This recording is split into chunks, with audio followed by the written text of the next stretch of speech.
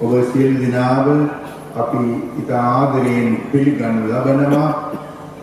විශේෂාකාරයෙන් අද දින අති උතුම් හලාවත රජගුරු තැන්පත් ඩොන් විමල් සිරි ජයසූරිය හිමිපාණන්ව සාදරයෙන් පිළිගනු ලබනවා.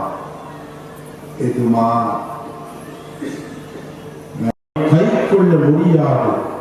காரணம் கிறிஸ்துவின் உயிர்ப்பினால் நாம் உயிர்ப்புக்கு சொந்தக்காரர்கள் ஆனோம் என்று எடுத்துரைக்கின்றார்.